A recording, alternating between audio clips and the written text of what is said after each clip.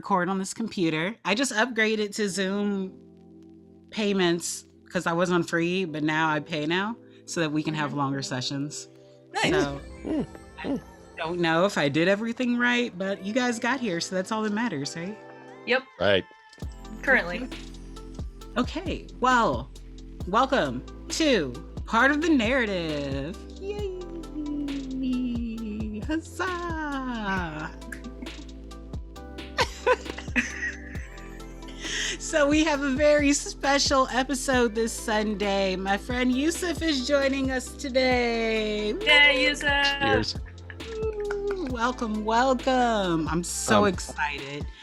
And of course, the marvelous MG up there. Hello. Hola. I'm going to move me to the bottom because I like you guys at the top. So I forgot that this mug's only on one side, but drinking out of my Star Wars mug. Oh, awesome. They always put it on the wrong side. Like even with mine, like the design is on this side, but nobody holds it like this. But one shameful thing is that you got the little Millennium Falcon and you got that little asteroid worm That's cool. in the bottom. So it's kind of cool. So as you're drinking the coffee, you see this thing kind of reaching out towards you like a little monster. So, Mara doesn't know anything about that, so this is not shameful. Mara. I know. Shameful. Mara. Star Wars is the one that's in space, and it's not Star Trek. Well, technically, it's not all in space. They're on a desert planet at one point in time. That is also space. Ice. And, well, then we could just say Earth is space and everything's in space. Haha. She's technically Gotcha. right. But we're relatively speaking, we're all in space. Mm-hmm. In space. See, my background works. Yep. All right, so Yusuf is joining us for an episode of Atlanta because everybody else had other things to do today and we still can't watch Friday. But it's okay. We're working on that. It's been like a month of us trying to get this going.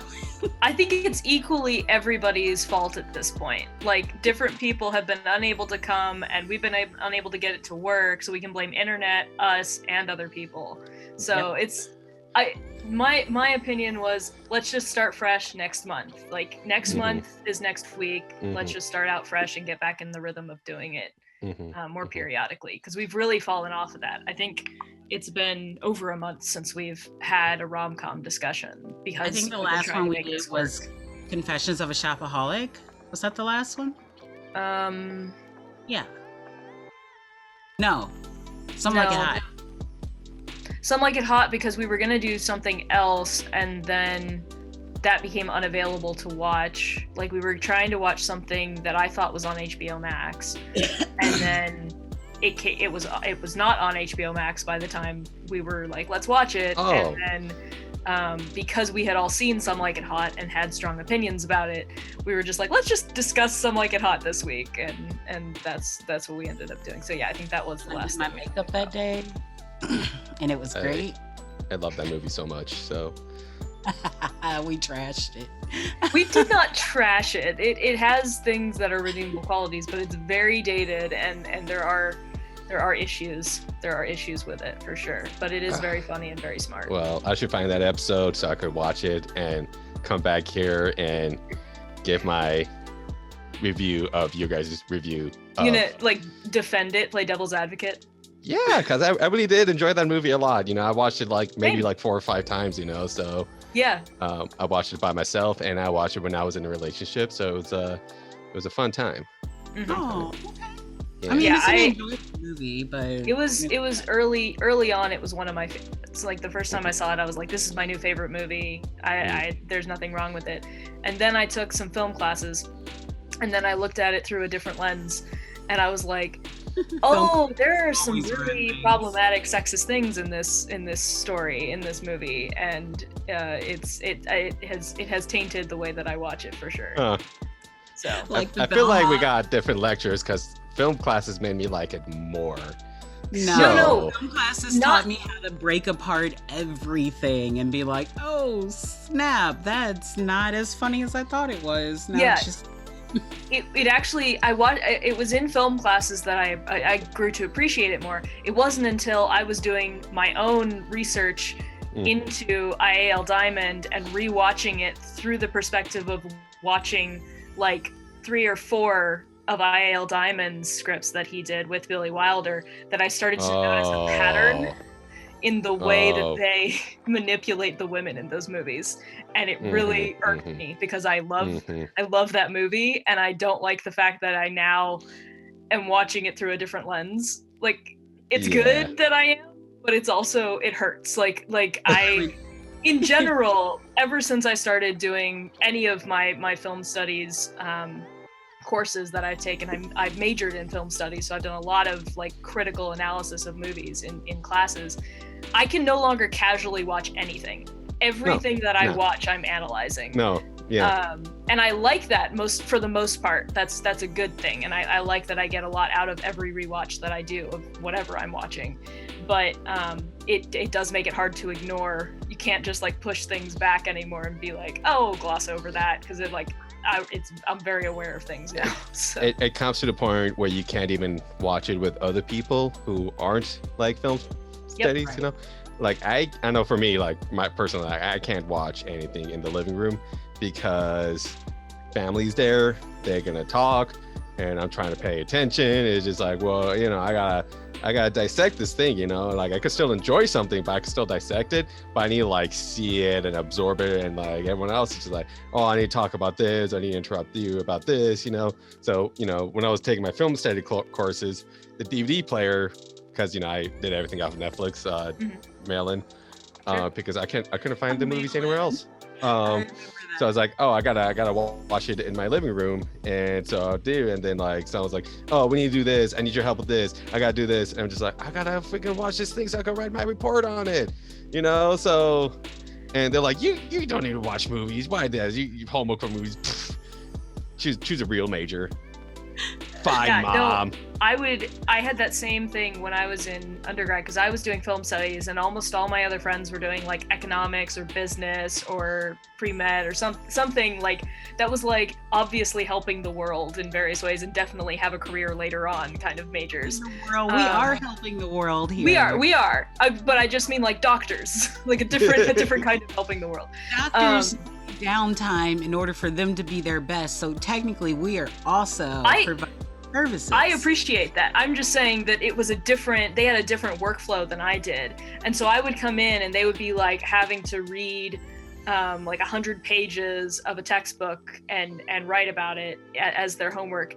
And my homework was, I have to watch these 3 movies this week because I have different film classes that different film movies are for. And they would just get so mad at me if I would complain about that. If I would be like, oh, I don't have time, I have to watch this movie. And I would try to explain, movies are a set runtime. So it really, you do have to actually carve out a couple hours at a time. You can't just like kind of casually whatever, because if you're watching a movie for a class, you're gonna have to talk about it. So you have to watch it in a way that you're like analyzing things as you're watching it and taking notes. So it's really active watching.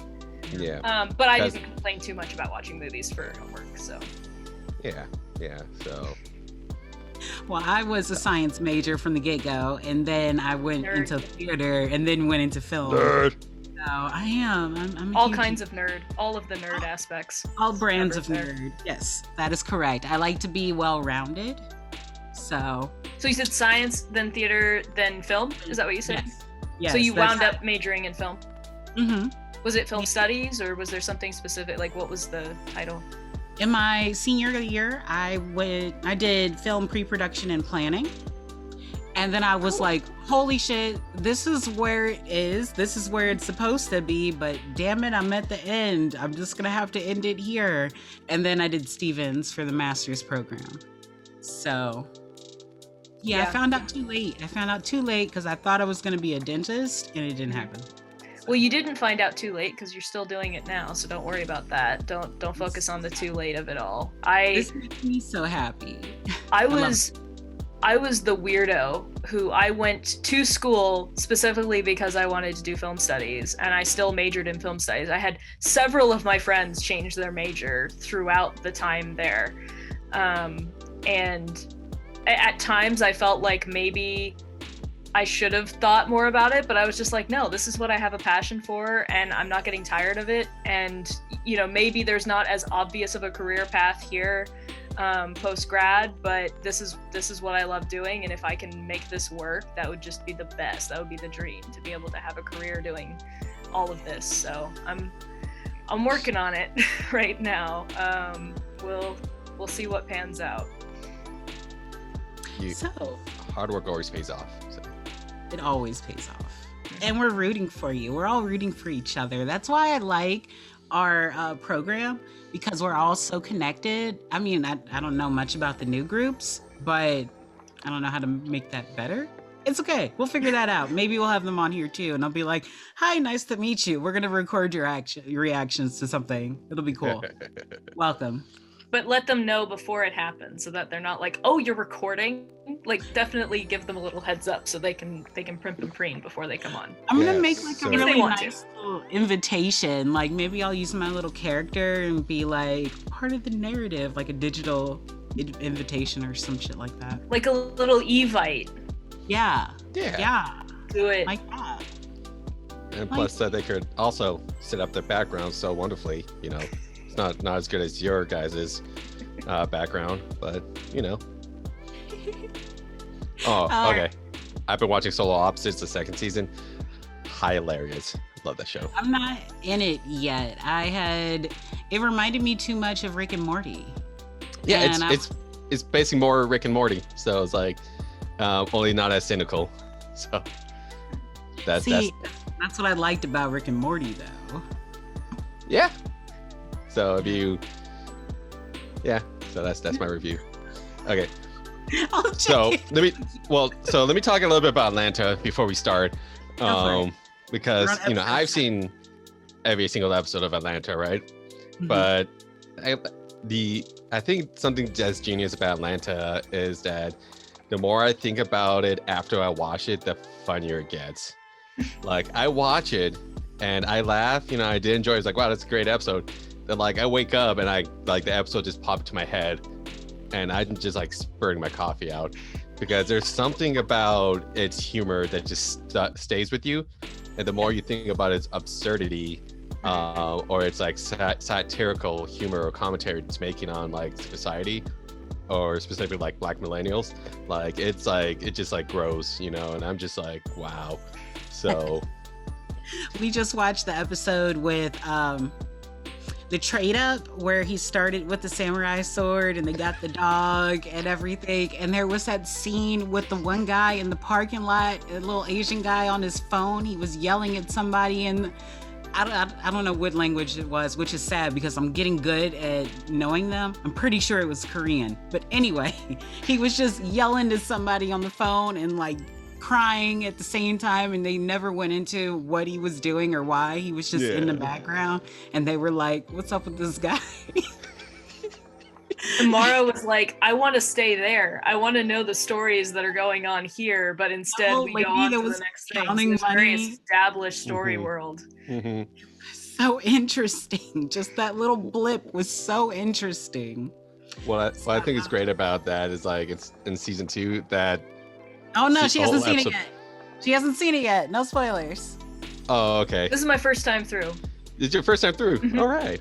Yeah, great. That's why it's so special. So yeah, I've only seen it once, so I might be laughing way ahead of time as I start remembering things, you know, and like I might keep myself muted for most of it. So just no spoilers. No, please laugh. I'm not gonna spoil it. I feel like my reactions are gonna spoil a lot of things. So MG, just don't look at me. Or I'll be watching the show, so I think that'll be okay.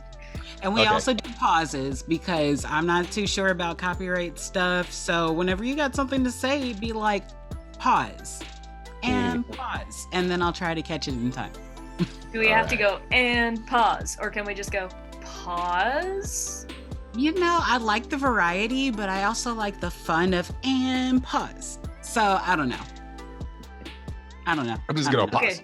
So you didn't answer my question. Got it. You know, I'm a Pisces. I can't make a decision. Both options sound very good. All right, episode 7, B.A.N. Turn Ban? 7 already? The following is intended only for mature audiences. Viewer discretion How's advised. the sound? Too loud? What? OMG. What am I going to do with you? I don't know.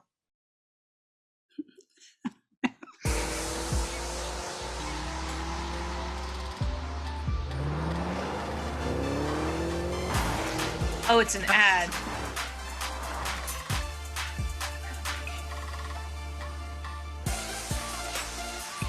The Dodge Charger, the official car of making a statement without saying anything at all.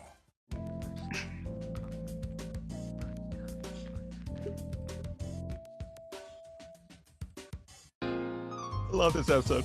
I know. I just remembered I remember which episode this was.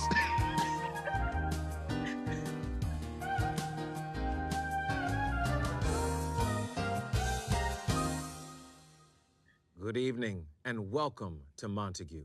I'm your host, Franklin Montague, and today we're going to take a look at the growing outlook of accepted sexuality and its effects on Black youth and culture.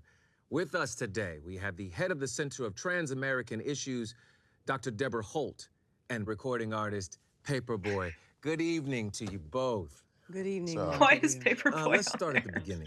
Paperboy, last Tuesday, you engaged in a Twitter rant that had some pretty inflammatory statements, but the He's one just, statement like, that seems to sitting. have made the biggest impact was this one, and Like I this is quote, bullshit. y'all the N-words who said I was weird for not wanting to F-word Caitlyn Jenner.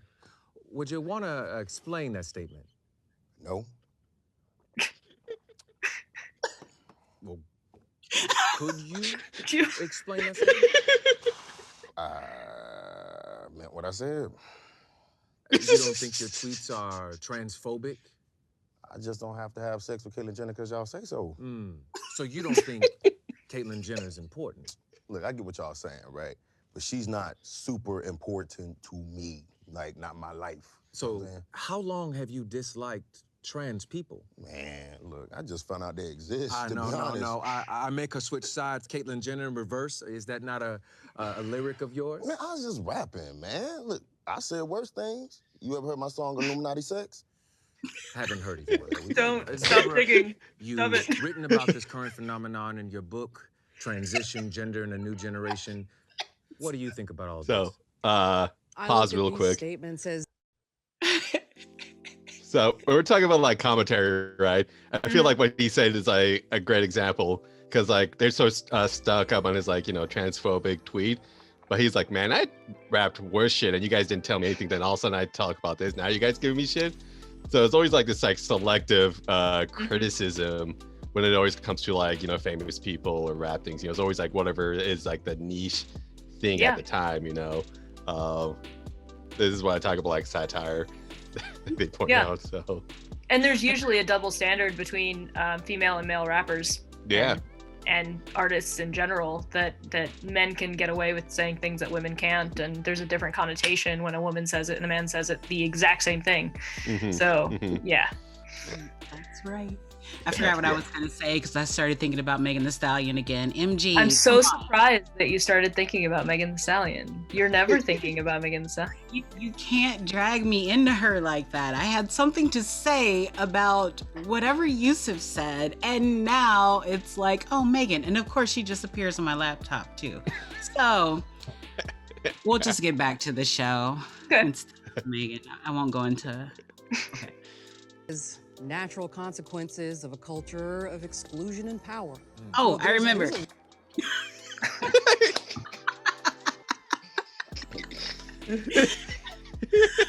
Great shot of Brian.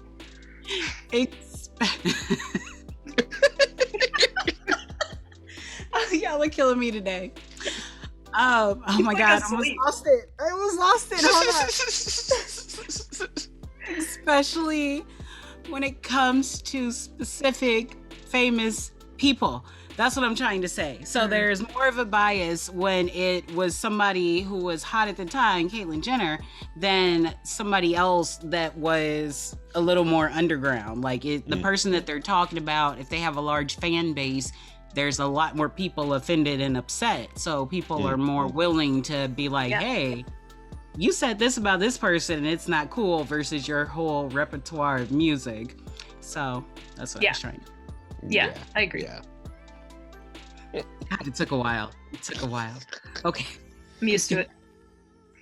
Large swath of gender and sexuality roles that are just being exposed to a large portion of the public. It's harder for certain sections to deal with this transition because of conflict of interest and, frankly, identity issues. In this case, the rap community. Now, I truly believe it's has more to do with issues of masculinity in the Black community than actual homophobia or transphobia. Please explain. Yes, please, please tell me about myself. Oh, Please, white lady, tell me. Mr. Criticize my Paperboy, culture. yeah. what would you consider Mr. yourself? Paperboy. A rapper? A straight rapper? Hell yeah. Well, I did some research on your lyrics, and they're actually very pro-sexual spectrum. Oh. Pro what? If I F with you, you my N-word. You my N-word for life. Yo, you know that ain't what I meant. Yeah, I understand, but, there's a layer of fluidity that There's you no yourself extra layer. don't I don't even think realize. about what I'm rapping half the time. Look, I'm just trying to get paid. You feel me? Like, why you think I'm on this show? You're not gonna Be on the show. Hey, Black men aren't ready to accept the implications of a trans-accepting culture. now, look, I'm allowed to say that it's weird. It? No, look, I'm not calling him an it. No, Well, I'm just saying that. him? No, but look, can I say something? Damn. Well, All right. It depends. trying We to gotta take a break. When we're back, we're gonna take a look into young boys' struggle for equality. He's still sitting like that.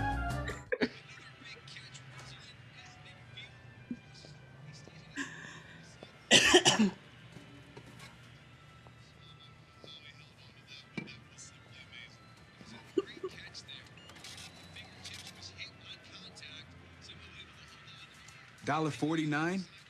But the price on the can, though. The price is on the can, though.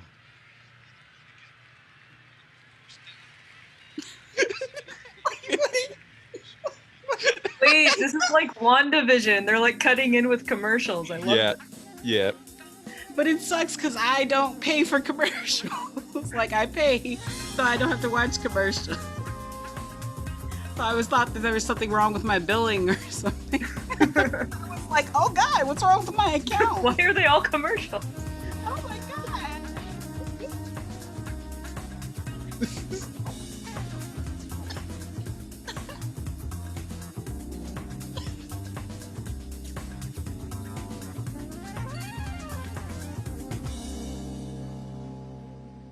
Y'all drinking it Drinking it wrong. wrong. Drinking it wrong.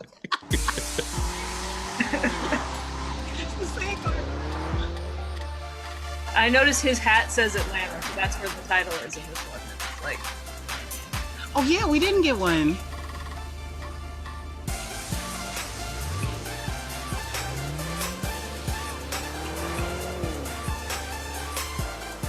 The Dodge Charger. Make a statement without saying anything at all. what is that? Earlier in our show, we talked about transitions and sexuality, but what about race? Our correspondent, Nathan Wilder, has the story.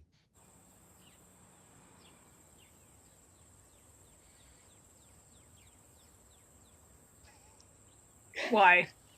Harrison looks from the outside to be your average teenager. He goes to school, plays video games, even listens to music in his room. But there's one difference. I'm a 35-year-old white man. Harrison, born Antoine Smalls, has transracial identity, identifying as Harrison Booth, a 35-year-old white man from Colorado. And when did you know that you were a 35-year-old white man? Well, I've always felt different. I go to the store, the movies, and just be thinking to myself, like, why am I not getting the respect I deserve? And then it just hit me. I'm white. I'm 35. I just miss And Colorado 35. sometimes. You know, here I pretend the buildings are the old San Juan mountain range, but, you know, the job's just here. And where do you work? I'm a systems engineer for Coca-Cola. Oh, okay. That boy don't work. He go to school and that's it. One day he said, call me Harrison. I said, who's that? He said, me. Do you believe that he is a white man. I mean, he isn't. Shit, I'd love to wake up one day and say, hey, everybody, I'm Rihanna. But I ain't. It's been pretty hard. My family just doesn't get it. You know, I try to get them to go out with me, go on walks, go to the farmer's market, chat with people, but yeah. So why don't you think that they get it? I don't think they get it because they don't realize that race is just a made-up thing. They grew up having labels, and me, I'm just not like that. I see. So how do you embrace your identity?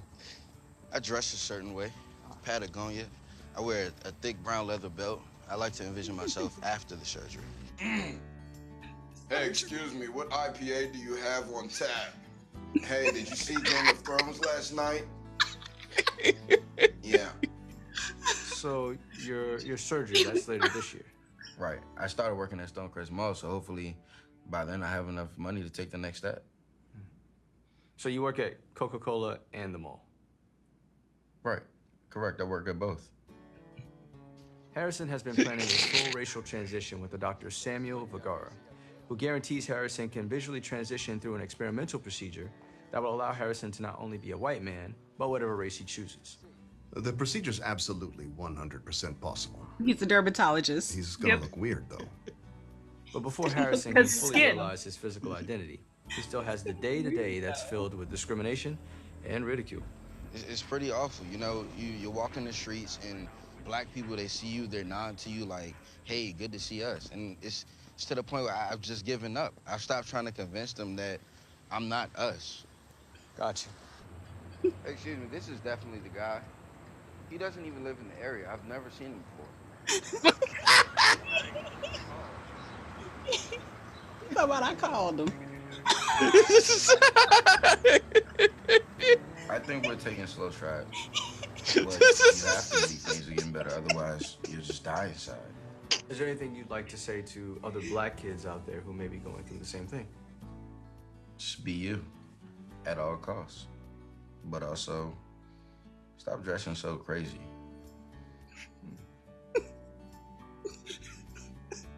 The gentle instrumental music. You just keep nodding. Cut. Wait, I gotta pause. I actually do need to cut. Hold on. So, important point I'm trying to make. We talked about the power of silence and how it is used in the show to be part of the humor. In my scripts, I talk a lot. All my characters talk a freaking lot. And yes, they do. Yes, they do. Yes, they do. And this is the complete opposite. These characters say exactly what they need to say, and they don't end up explaining the jokes or anything. It's just, we're going to sit with this awkwardness. We're going to sit with this awkward silence, and everybody is going to crack up. I love it. I love it. Anybody else want to add anything? Go ahead. It just kind of makes you think about the joke a little bit more, and it just, yeah. And plus, like, I think the nodding though is like he's nodding and I'm nodding with him. I'm just like, I think I know what the reporter is thinking. I know what he's thinking about this whole situation. Yep. Because... Well, actually, if we think to the beginning of this scene, remember he was staring off into the distance for an abnormally long time. Yep. I think this is a character trait. I think that's just... I'm here in this bullshit report, but I'm still going to treat it seriously because I'm a professional. It's so funny. Oh my gosh, this drawn outness. Okay, I'm going to hit play. Anything else? Okay. Last minute? Here we go. Go for it. Absolutely. Hi, I'm Devion Johnson, famous movie star. And when the director calls cut and I get a quick 5, you know I'm reaching for the smooth taste of Swisher Sweets. Swisher Sweets are the only cigarillos made with the highest quality tobacco from family-owned farms. It's their high standards and experience that make for a quality smoke you can enjoy every time.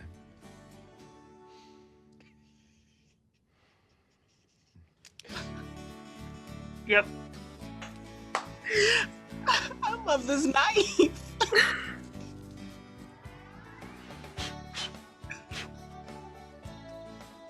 Yeah. I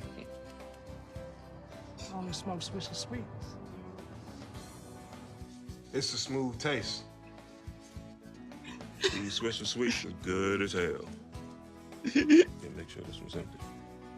Swisher Sweets. There's just something about them. And try our new pre-dump Swisher Sweets as well. I'm about to say they actually do make them without the tobacco on the inside now. Really? Yeah. Oh. Kind of cool. I wonder if that little skid made them do that. Possibly. You And know we're it. back. It all And ties today back we're talking around. about transitions with my guest, Atlanta rapper Paperboy and Dr. Deborah Holt. Now, Paperboy, are you afraid to speak your mind on this subject? Actually, He's got his phone out. You can't say real shit anymore without somebody trying to make sure you never make money. So you think you're being persecuted? Yes, I am. Man, you can't even say "ho" in a song no more. A travesty, I'm sure. Why you talk like that? Like a travesty, I'm sure. Like what? You're whining about chickens coming home to roost. No. Rap is chickens coming home to roost. Look, my life is messed up from y'all did, okay? That's black news. You can look that up. Well, your news is problematic. Bitch, that ain't my fault. Whoa. I won't have you on my show calling anyone bitches. All right, simmer down. You can't even have an intelligent dialogue without spewing profanities. Okay. It's ludicrous. Okay. Paperboy, isn't a lack of a father the reason you hate trans people? What? Lack of a father? Man, shut up. Man, here's the thing. Man, it's hard for me to care about this when nobody cares about me as a black human man. You feel me? Like, Caitlyn Jenner is just doing what rich white men been doing since the dawn of time, which is whatever the hell he want. So why should I care? What make him so special? But as a black man in this country, shouldn't you care about the civil liberties of others since they're so closely related to your struggle for equality? What you talking about? I do care. Look, I don't have a problem with gay people, trans people, because that's tolerance, but where's tolerance for people like me? You know what I'm saying? Like, look, I should be able to say something that's weird without people hating on me. All right? Look, I never said anything about taking away nobody's rights. All right? Never. I understand what you're saying, but some people found your remarks offensive. Yeah, well, freedom of speech. No, you're right. I agree.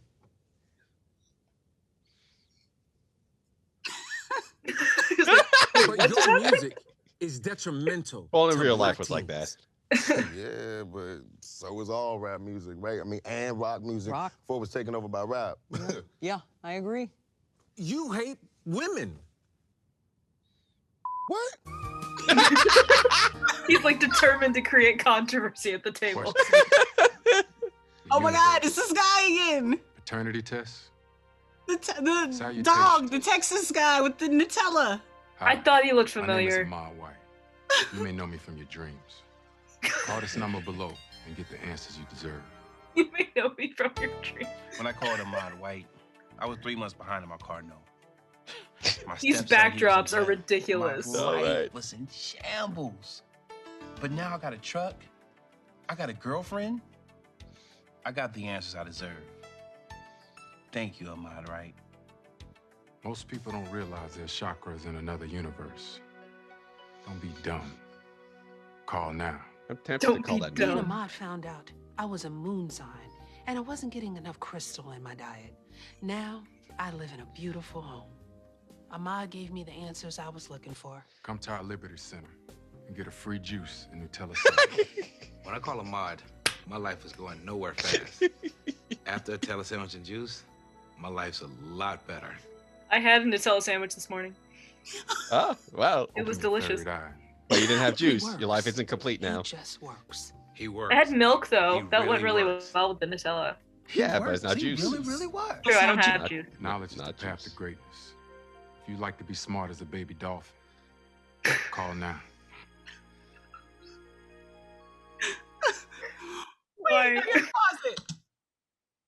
Because it's true. He does provide you the answers that you need to move on to your next phase in life.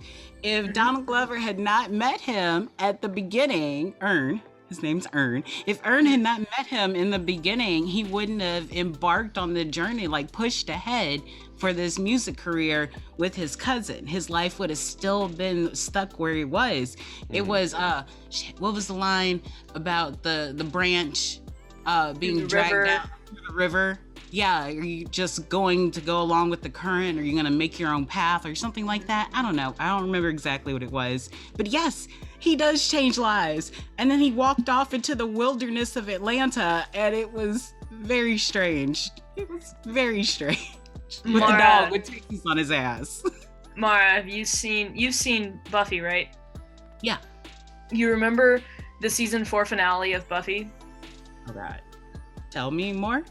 It's where Giles, Willow, Buffy, and Xander are all having dreams, and in their dreams they're visited by the first Slayer.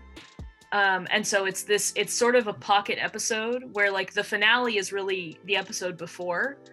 And then in Africa, right? That was the one where they went back to Africa, and we were like, oh. Well, you weren't there. Yeah, so they showed the desert, I think, for the first time in that episode. But what I was gonna say is, in that episode, that's the kind of episode that's better when you've watched the rest of the series, because there's so much foreshadowing in all of the dreams. They put so many little breadcrumbs in there. And so seeing a character who was in the pilot of Atlanta show up here and kind of embody what he did for Earn by saying, I can provide the answers, like, it just reminds me of the foreshadowing that episode has on Buffy, of all the different little things that you didn't even realize they were doing in that episode. So I like that you brought that up. And it goes on. It shocked me. I have watched this 3 times, and I think this is the first time I have recognized that guy. Really? Yes. So there's shit that like happens in this first season that goes on to the second season. So like you'll forget until it happens, then you realize, oh shit, this happened many episodes ago as well. So yeah, it's kind of I'm genius. excited. MG, you're gonna have a great time watching this, and I'm super excited to rewatch things that I found great. So anything else? Last minute? Let's keep going.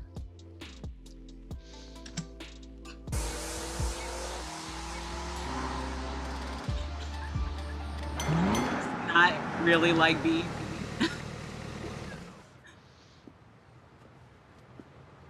That's a nice car. You know him? That's Victor Wallace. His wife left him for his brother. Long court battle. Kids. House. It got messy. He ain't say one word the whole trial. But then at the end, he just stood up and said, leave me my Dodge Charger. He's been driving around this neighborhood in circles for a week. Just waving. Nice car, though. Nice car, though.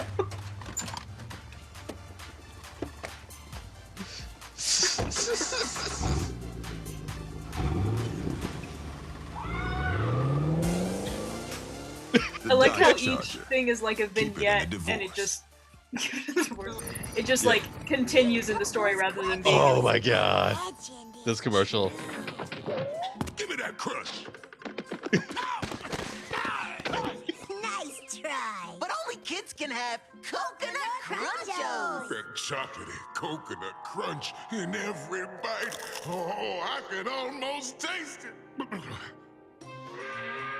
I gotta have them crunchos. Stop resisting. Stop resisting, sir. Stop resisting. Stay down. What happened? He's going to jail. That's what happened. Is it some bullshit? You all right? He's fine. He just doesn't want to go to jail. You sitting on my back, man? Sir, be quiet. Oh, that's too right now. He's trying to steal your cereal, right? I mean, it's this cereal. He can have it. Man, I'm just hungry, man. They don't let wolves in stores, man. Step back, guys. I'm going to lift the offender up. We are now going to our feet, sir. Let's go, sir. Let's go. Nigga, I could be eating these kids, but I'm out here eating cereal. Hey, it's cool. We just give them the cereal. No, only kids can have coconut crunchos. You know that. That's a wet law. This fool knows he eat coconut crunchos, and you ain't no kid. Let me do my job. I said back up, sir.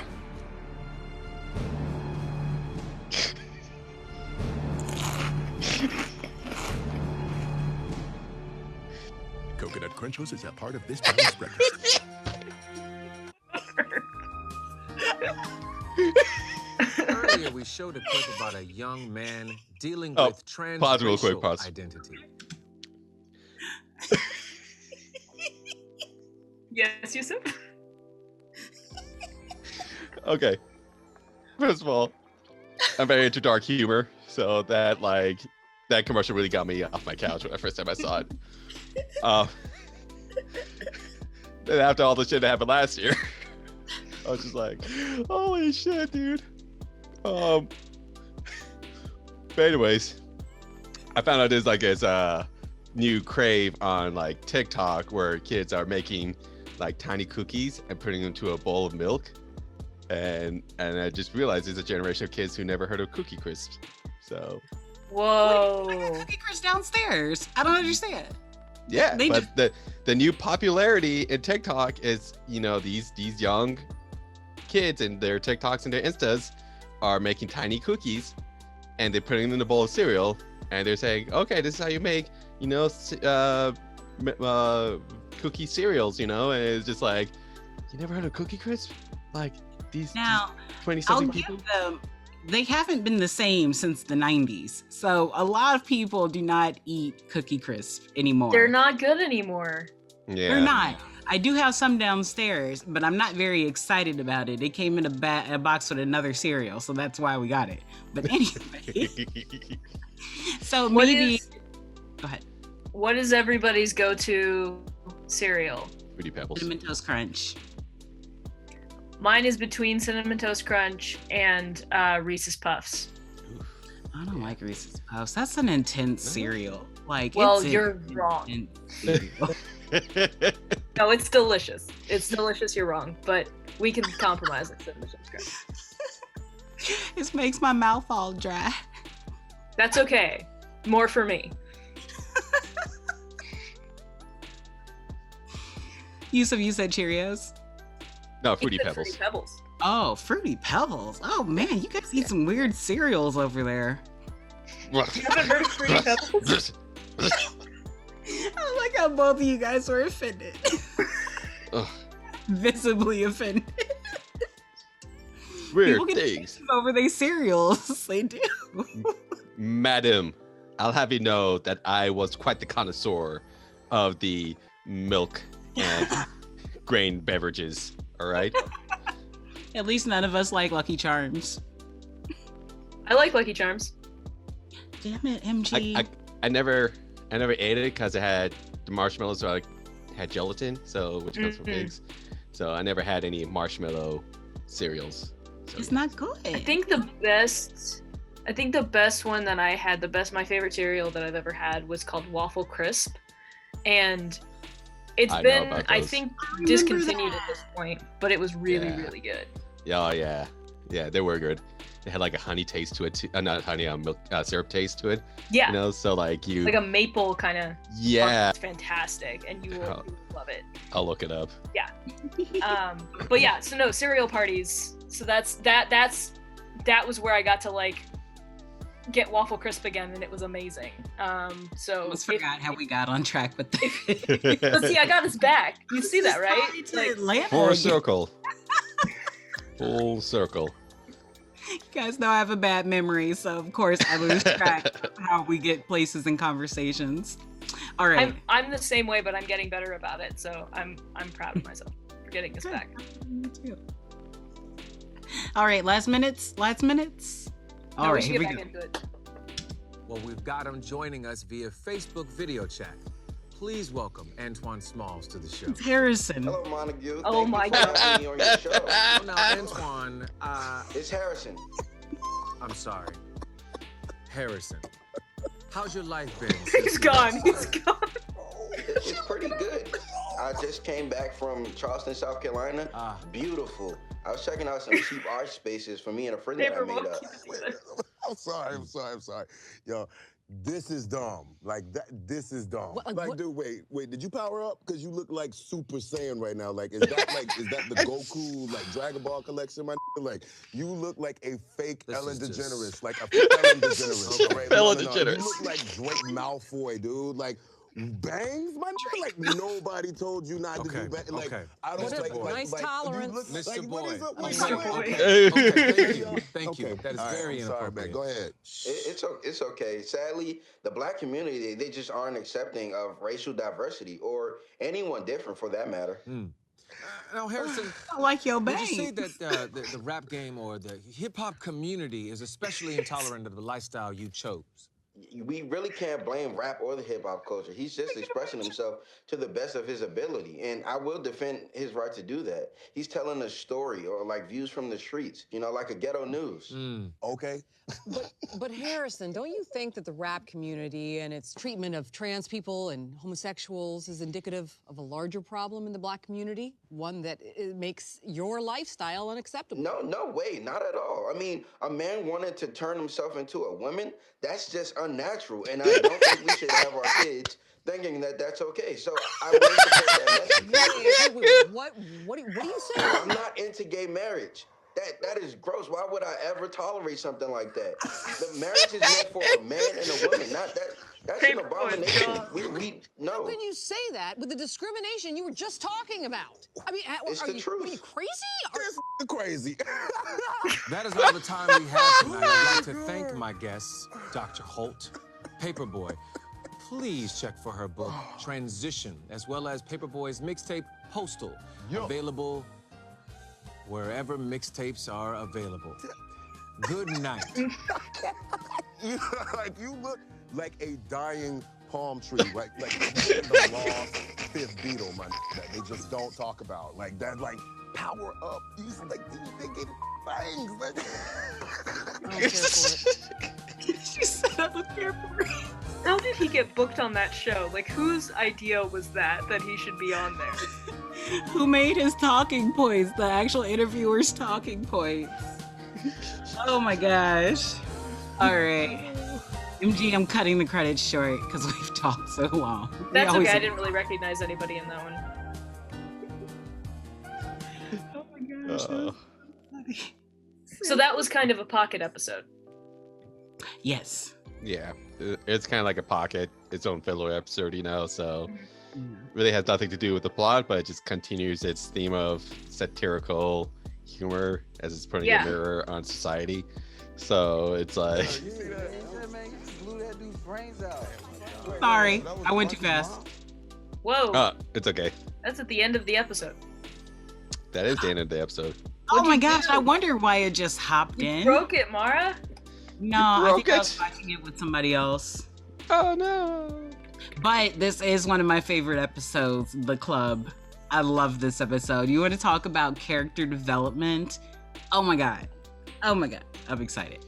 Go ahead, Yusuf. You were finishing up. I'm sorry. I distracted. Yeah, you know, it all, because I mean, so, you know, with Atlanta, we got, you know, the story about Earn, you know, mostly Earn being this, you know, I guess like a, you know, highly educated, you know, not dropout, like he's a guy with an education, but he's in this like, you know, dumb job. He's trying to make something for himself, you know, because he's a smart guy, you know, but at the same time, that like pushes the narrative forward of like that set that mirror on society. Like here's what we think about, this is what we view. So like this episode kind of really encompasses that theme of, you know, showing society, but through the lens of like television, you know. So like we got these commercials, you know, we got you know, the commentary they're making on, like we got that one moment where they actually agree on something, and it kind of just makes you wish like, oh, you know, if only it was like that in real life, you know, people would just argue for the sake of argument, but no one ever takes a moment thinking like, oh no, you might be right, we might be both wrong, you know, whatever, you know. So but then once they agreed, immediately the interviewer was trying to rile them up again. He was like, well, but you hate women. Yeah, like, yeah, what? exactly. So it just shows that that people just want to rile people up for, you know, for the sake of riling people up. Yeah, exactly. You know, those real life trolls, and then then we get to the end, you know, when you think they come to like some sort of compromise, and like at the end things just goes out the window. And it also kind of shows like how people are very selective and like what issue they want to talk about, this guy saying, we have this black guy saying, oh, I'm actually a white person. So you think a person who's transitioning race will be okay with also transitioning sex, but he's like, no, that's unnatural. A man is a man and a woman is a woman.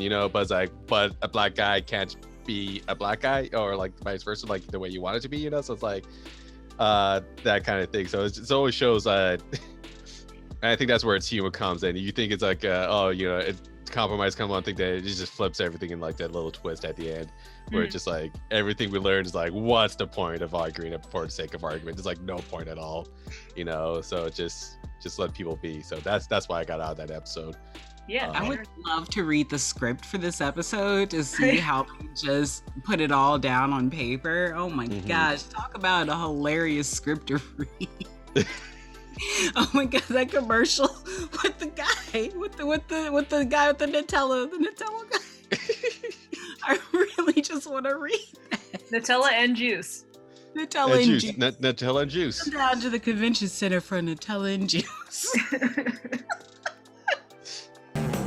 The best things in life are free, but you can give them to the birds and bees. I need fun. That's what I want. That's what I want. That's what I want.